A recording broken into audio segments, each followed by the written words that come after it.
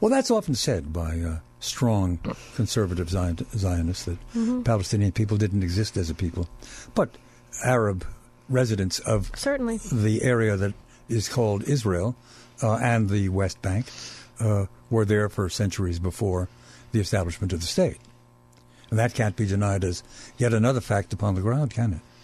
Well, the question is, what national consciousness did these people have? Yeah. And again, what you find is that the first real Palestinian Arab nationalist was Haj Amin al-Husseini, who was the Mufti of Jerusalem. Was elected in the 1920s when the British ruled the Palestine Mandate.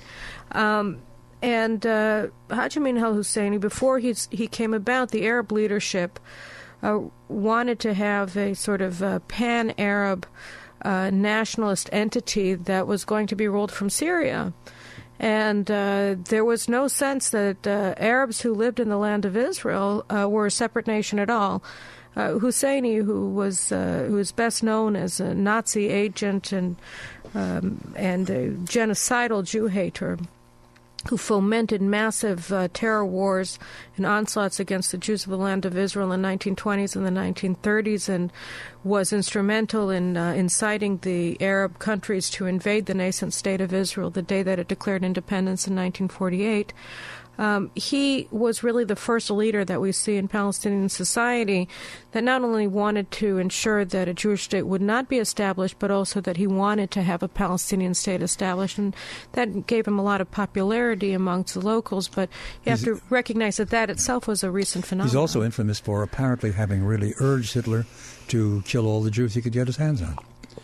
Absolutely. Hitler probably would have done so anyway, but this fellow was all for what turned out to be the major genocide. He was wanted by Yugoslavia and by Britain as a war criminal after the war, and he was given refuge in France, and the French then allowed him to escape from Europe and return to Egypt, where he received a hero's welcome, which again is important to recognize, that a wanted Nazi war criminal who had massive amounts of blood on his hand, not only of Jews but also of Serbs, and others, and Brits, he was welcomed in the Arab world as a hero for his role in perpetrating the Holocaust.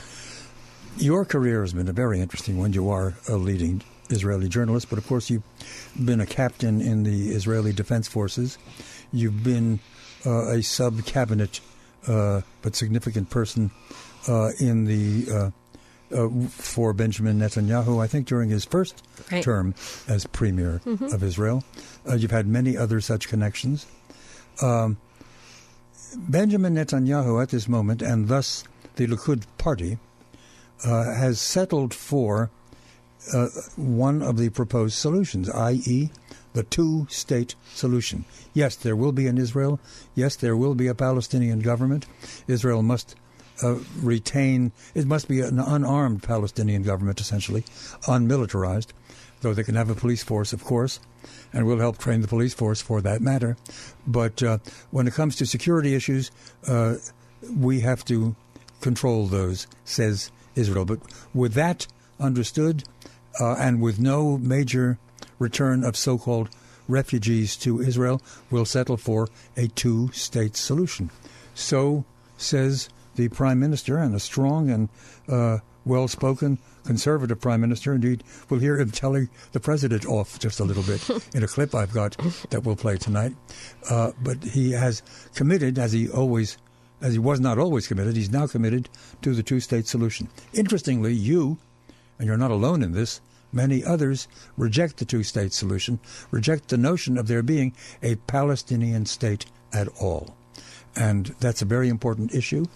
I trust we can address it directly after we pause, as we will in just a moment, for an update on the evening's news. For that, to the WGN Newsroom and Paula Cooper. Milt Rosenberg and Extension 720 on 720 WGN. And we return directly to Carolyn Glick. The question I put in the air, and it begs response, is why do you, unlike lots of other people who rather classify themselves as modern Israeli conservatives, why do you reject the whole idea of a two-state solution. You know, you mentioned my military service, and when I was in the IDF, I served as the coordinator of negotiations with the Palestinians, and as such, I was a member of Israel's negotiating team with the Palestinians in the top years of Oslo of the peace process from 1994 to 1996.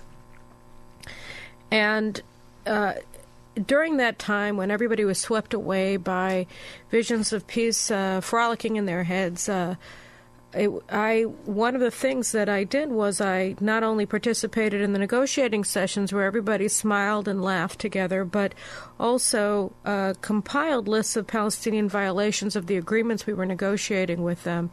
And the list of violations of the agreements on the part of the Palestinians was longer than the agreements themselves. They violated every single one of their commitments to Israel on every single level, from security to civil affairs. They simply were not true to their word on anything. And so that was, and people didn't want to hear about it because they wanted to believe that peace was possible. And I just felt it was my responsibility to warn about what was going on. But that was already a clear indication of their bad faith. And as we discussed in the previous segment, they rejected all of Israel's offers of peace and just kept pocketing concessions and demanding more concessions, pocketing concessions and demanding more. If they're committed to not really make a peace and get a settlement, why do they go on playing this game? Because they keep getting more. They keep getting more. They keep getting more land. They keep getting more money. They keep getting more international legitimacy. And on the other hand, again, if you're looking at it from the perspective of what they really want to do is destroy Israel, you see that Israel gets incrementally weaker.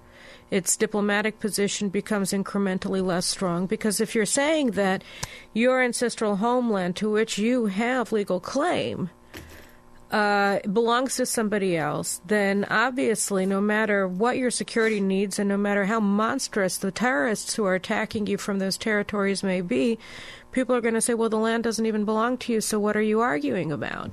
So the more Israel embraces the cause of peace with the PLO, the weaker its international standing becomes, the weaker its strategic position becomes, the more incoherent its strategic doctrine becomes, the more confused its people become, and the weaker its leadership becomes necessarily. So, Israel has only paid a price for what's happening. It has gained absolutely nothing. It has been absolutely harmed by this whole charade of thinking that the PLO is actually ever going to make peace with it.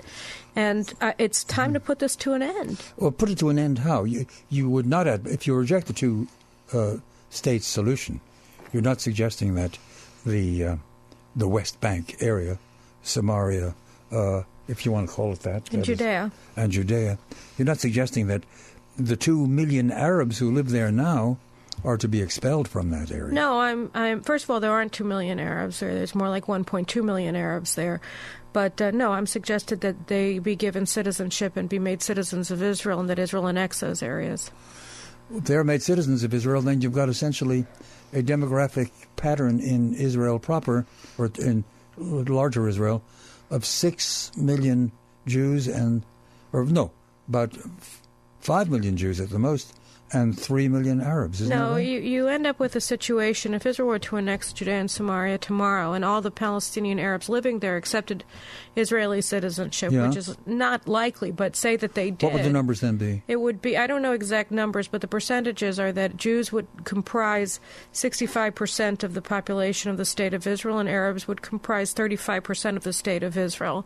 And the demographic projections for Jews and Arabs west of the Jordan River, even including Gaza, which wouldn't be on the population rolls because nobody is considering annexing those areas. The demographic forecasts for Jews and for Arabs indicate that Israel will maintain or actually increase its demographic advantage over and dominance over Arabs west of the Jordan River in a significant future. Then the demographers have changed their predictions. Years ago, Miron Ben-Veniste did a well-known paper in which he predicted that if we allowed them back in, they would, which would give you the equivalent numbers of the kind we're talking about now, they would outbreed us within 50 years. It would be that's not an true. Arab majority state. It's not true because Jewish population increases, or Jewish fertility rates inside of Israel are the highest in the Western world. You have Israeli Jewish women averaging 3 children per woman. You have Palestinian Arab women in the West Bank of averaging now 3.5, so they're converging at 3. And Israeli Arab women are now going down to 4. So you have convergence demographically, and you also have trends, which is that Israel is now following a very traditional Jewish trend of when people become more affluent, they have more children in Jewish tradition. The United States, the U.S. Jewish community is actually an outlier in the sense that when it became more affluent, it started having fewer children. That's an outlier in Jewish tradition. So as Israel becomes more affluent, Jewish women across the board, secular and religious spectrum, are having more and more children.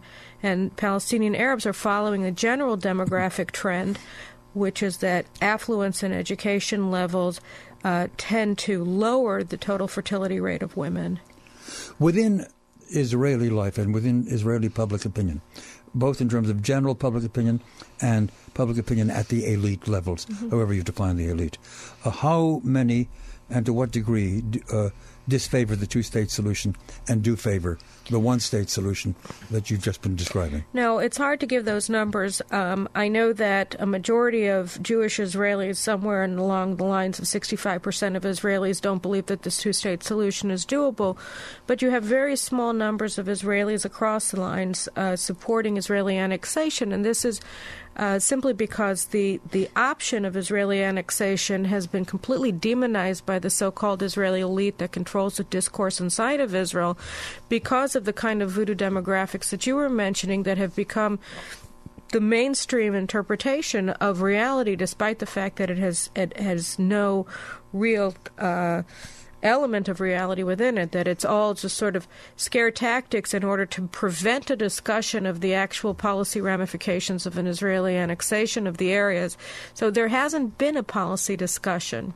There's been a terror campaign, essentially an intellectual terror campaign on the Israeli public by elites like Meron Ben-Vanishti, who you mentioned, to scare everybody out of even considering this option. But I'm saying that when you look at the numbers and you look at the fact that a Palestinian state in these areas would represent an existential threat to Israel, because Israel would be rendered indefensible. You would have a terrorist state that would be promoting irredentist insurrection among Israeli Arabs and be allied with terrorist states outside of Israel's borders. That would be a threat that Israel simply cannot take on. And then you look and you see that the demographic problem is more of a containable policy issue that can be dealt with in any number of ways by any number of policies that could integrate this Arab population into general Israeli society.